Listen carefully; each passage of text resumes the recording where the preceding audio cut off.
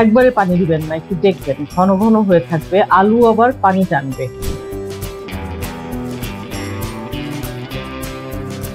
Tomato সিদ্ধ মাছ 1-2 মিনিটের মধ্যে, আহা শান্তি।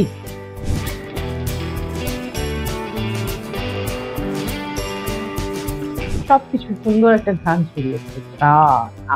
হ্যালো, আসসালামু আলাইকুম। আমি নাজরিন হাসান চুমকি চুমকিতে আপনাদেরকে স্বাগত জানাই।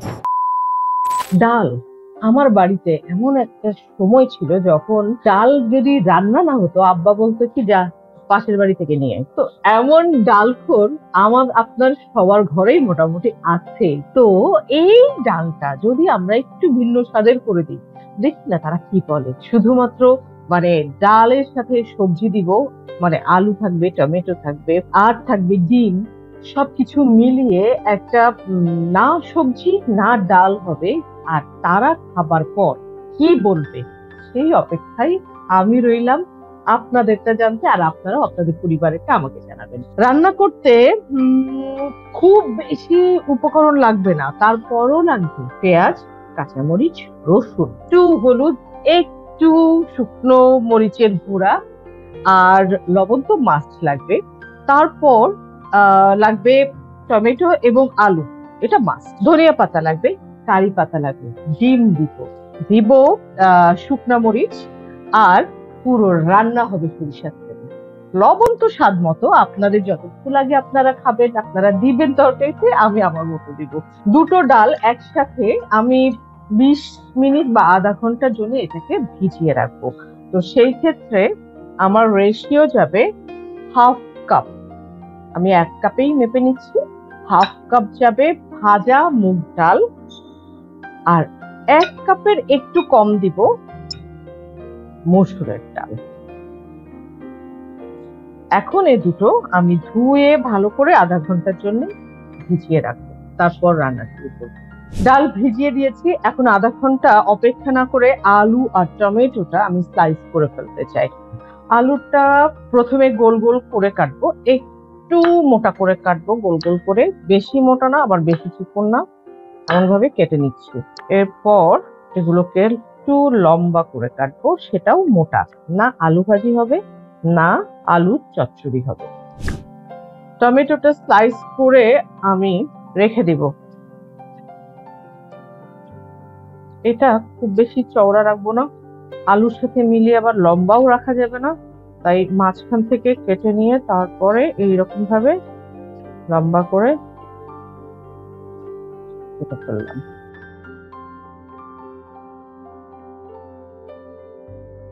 ডাল ভিজে গেছে, ভিজে এই যে সুন্দর ফুলে উঠেছে। এখন এটার মধ্যে আমি কেটে রাখা আলুটা ভিজিয়ে রেখেছিলাম পানিতে, সেটা দিচ্ছি। খুব সামান্য একটু শুকনা মরিচের গুঁড়া, হাফ চা চামচ দিয়েছি। 5টা রসুনের কোয়া কুচি করা, 4-5টা কাঁচামরিচ কুচি, 2খানা পেঁয়াজ কুচি, 1 চা চামচ লবণ দিয়ে 1 টেবিল চামচের মতো সরিষার তেল দিয়ে ভালো করে মাখিয়ে নিব।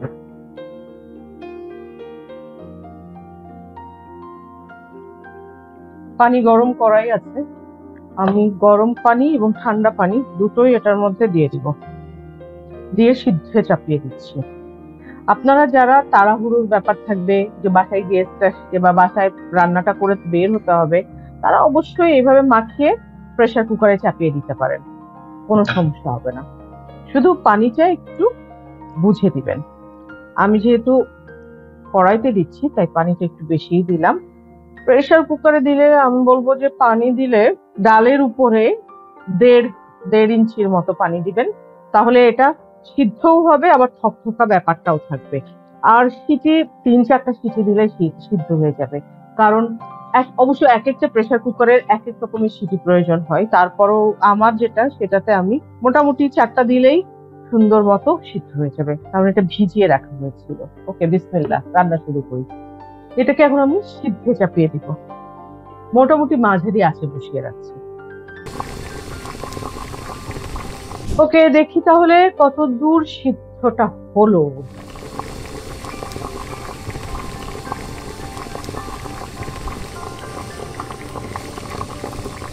প্রায় সিদ্ধ হয়ে এসেছে। এখন আমি দিব দুটো উপকরণ, একটা হলো হলুদের গুঁড়ো আর একটা দিব টমেটো। কেন পরে দিচ্ছি টমেটো? কারণ এটা সিদ্ধ হতে সমস্যা হচ্ছে যদি আমি আগেই টমেটোটা দিয়ে দিতাম। আর এই টমেটোটা কোনো ধরনের কোনো ফরমালিন বলেন বা এটা বলেন ওটা বলেন সেটা বলেন কোনো কিছু মিশ্রিত নাই। হাত থেকে তুলে নিয়ে এসেছি, দেবার সাথে সাথে গলে যাবে। আমি চাই না যে এটা গলে যাক, একটু সুন্দর মতো আস্তে আস্তে থাকবে, দেখতে ভালো লাগবে, রান্নার রংটাই চেঞ্জ হয়ে যাবে তখন আস্তে আস্তে গোটা গোটা টমেটো দেখলে। আচ্ছা, হলুদও লাগবে, আরেকটু লাগবে, আরেকটু লাগবে। এটা তো গেল ডাল। আলু কত বেশি সিদ্ধ হলো, আলু আর একটু সিদ্ধ হবে, সব মিলে একই সাথে সিদ্ধ হবে। আমি তাই টমেটোটা আরেকটু পরে দিতে চাই। হলুদটা দিয়ে নিই আরেকটু, ঢেকে রাখবো। আর একটু পরে আবারও চেক করব কতদূর কি অবস্থায় আছে।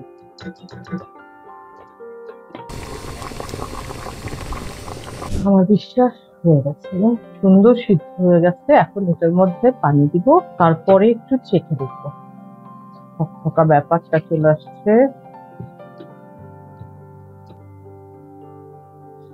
একবারে পানি দিবেন না, একটু দেখবেন, ঘন ঘন হয়ে থাকবে, আলু আবার পানি টানবে, সুতরাং আর একটু দিতে হবে।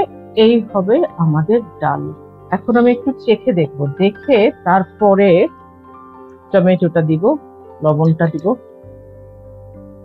মরিচ লাগবে, লবণ লাগবে, তাই আরেকটু পানি দিয়ে দিলাম। যেহেতু এটা ফুটছে, এখনই আমি টমেটোটা দিয়ে দিব। মরিচ আরো দুটো দিচ্ছি, কুচি কুচি করে কেটে। কাঁচামরিচ দেবার সময় মাথায় রাখতে হবে শুকনা মরিচ যাবে তরকারিতে বা বাগারে, ওটারও কিন্তু একটা ঝাল মানে বের হবে। আমি আরো 1 চা চামচ পরিমাণ লবণ দিয়ে দিলাম, একটু নেড়ে দিব। টমেটোটা ফুটে উঠলেই তারপরের ধাপে যাব। রেখে দিই টমেটোটা সিদ্ধ, মাত্র 1-2 মিনিট সময় লাগবে। ডালটা ফুটে গেছে, চেক করে নিই। টমেটো সিদ্ধ মাস্ট 1-2 মিনিটের মধ্যে। আহা কি শান্তি! এটাকে এখন নামিয়ে ফেলবো। নামিয়ে ফেলে দিব একটা ফ্রাই প্যান। ফ্রাই প্যানটাতে এবার দিব সরিষার তেল। 2 টেবিল চামচের মতো আমি তেল দিয়ে দিলাম।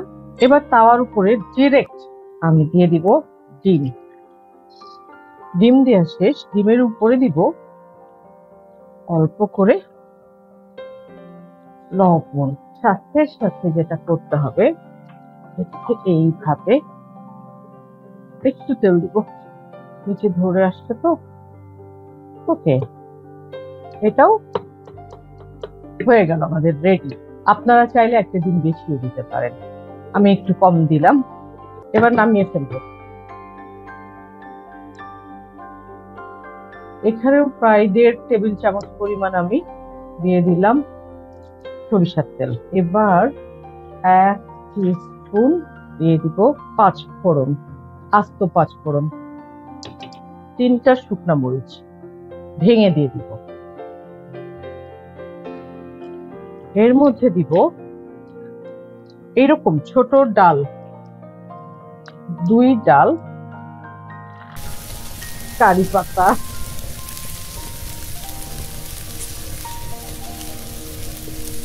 হয়ে গেল কারি পাতা। সবকিছু সুন্দর একটা ঘ্রাণ ছড়িয়েছে।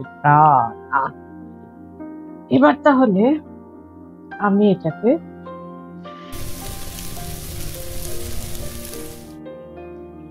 এবং অবশ্যই চুলোর উপরে দিয়ে ডিমটা দিয়ে দেবো।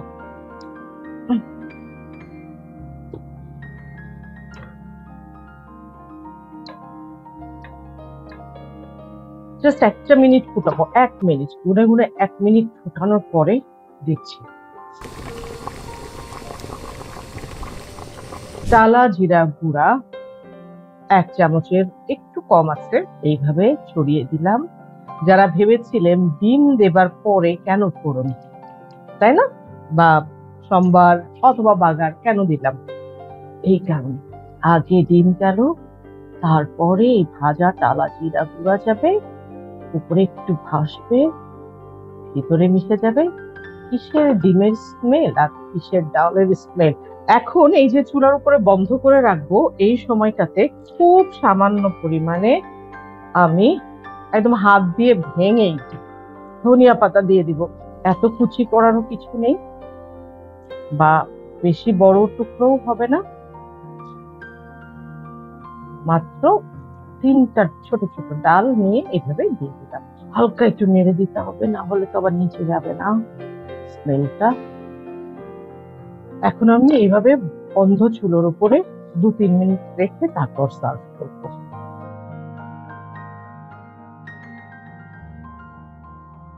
এই যে কম মশলায় ডালটা রান্না হলো, খুব কম হলুদ, খুব কম শুকনো মরিচের গুঁড়া, তার কারণ হলো ডিমের সাদা বিষয়টা দেখা যাচ্ছে, টমেটোর কালারটা আছে, ধনিয়া পাতার কালার আছে, ডালের কালারটা আছে, সবকিছু মিলিয়ে দেখতেও কিন্তু ডালটা ভালো। মনে মনে নিশ্চয়ই ভাবছেন একটু মাখন অথবা ঘি দিলে স্বাদটা না জানি কি হতো। সরিষার তেল আমি দিয়ে দিয়েছি। রান্নাটা নামানোর পর ডিশে সার্ভ করার আগে একটু কাঁচা সরিষার তেল আমি দিয়ে দিলাম। এটাতে স্বাদ এবং ঘ্রাণ আরো আরো আরো বেড়ে যায়। এই ডাল রান্না করার পর আপনার পরিবারের মানুষেরা খাওয়ার পরে কি বললো কমেন্ট বক্সে জানাতে একদম ভুলবেন না। আর আমার রান্না যদি ভালো লেগে থাকে, লাইক শেয়ার সাবস্ক্রাইব করে সাথে থাকবেন। মজার মজার অনেক রান্না নিয়ে আপনাদের সামনে হাজির হব। আপাতত